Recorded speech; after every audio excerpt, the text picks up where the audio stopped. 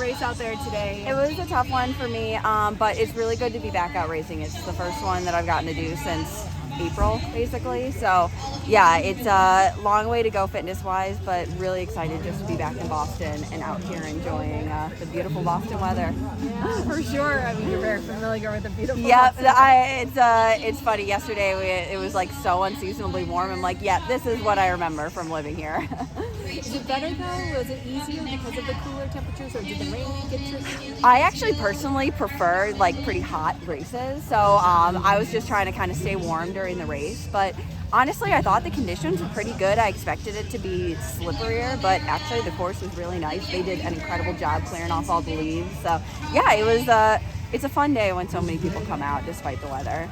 And strategically, tactically, did you feel like you were able to execute what you were hoping to in this race? Yeah, really today we were just coming out, kind of seeing where the fitness is at, just trying to run the tangents and tried to stay with the pack for about 4 miles, and then they got away from me. But, you know, it's about just coming out, running hard, and just like moving forward. Well, congratulations. Thank you.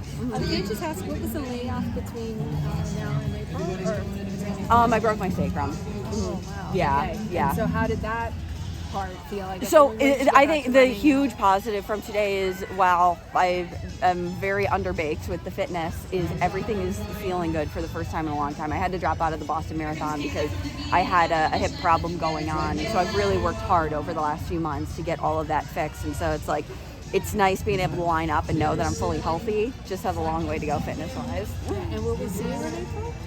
We'll see. Yeah. What's next, Molly? Have you got anything in your plans? I'm thinking of doing a 10K out in France in December. Same thing, just kind of trying to race back into fitness and get ready for a spring marathon. We haven't decided yet what we're going to be doing, but yeah, we always, my coach and I, we kind of use a race right at the beginning of a build when I'm severely undertrained, as a way to kind of kick off the build. We did this last year with Great North Run, so felt like BAA Half was going to be the perfect location to do that, to kick off a marathon build for the spring. Thank you. What race in France? The International Corrida de Huile. I think I'm pronouncing that right. I have no idea. It's December 18th, just outside of Paris. Uh-huh. Yeah. How did today's race go compared to your expectations coming in? It was pretty right in line with what I expected it to be. We just haven't gotten to do any sort of work. I think I've had 1, maybe 2 workouts so far. And so it's been frustrating just not being able to like get the fitness that I wanted for this race. But I think on the whole, like, at least for me, the main priority has been kind of making sure that my head's in the right place, making sure that the hip and everything is healthy. And so that was the priority. So it's really nice being able now to just look like it's a hell of a lot easier to build fitness than it is to repair an injury. Yeah. When did you start running again after the injury? Basically couldn't really start training again until like beginning of October, but then I had a little bit of like an ankle thing going on. Just basically like when you deal with a big injury, you'll have little things pop up here and there. So it's been a lot of time in the pool over the last month, much more than I was hoping to.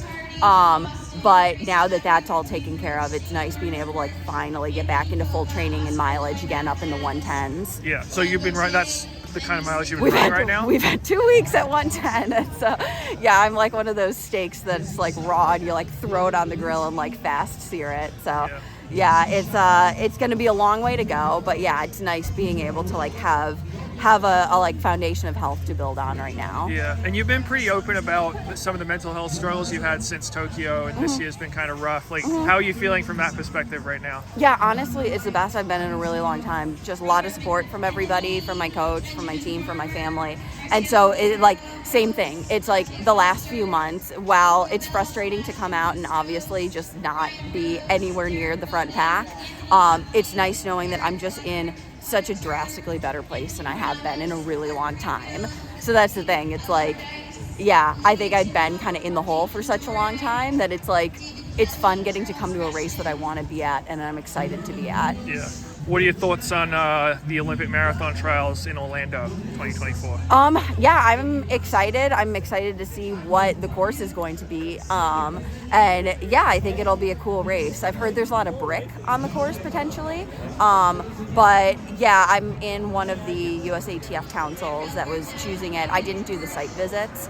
But yeah, no, it should be pretty cool. Yeah. And what do you make of just U.S. marathon scene right now in general? We've seen the American record go Oh down my God. twice this year. It is literally so cool. Even just like being able to see what American women's marathoning is right now. It's really cool to get to be a part of that and get to like just seeing Kira and Sarah and Emma and like all those guys just doing huge things. It's really fun. Yeah. You eager to get out there again next year? Very much. I think it only like when everybody does that well, it only just raises the bar for everybody. And so, yeah, rising tide lifts all boats. All right. Well, good to see you back here, Molly. Thanks.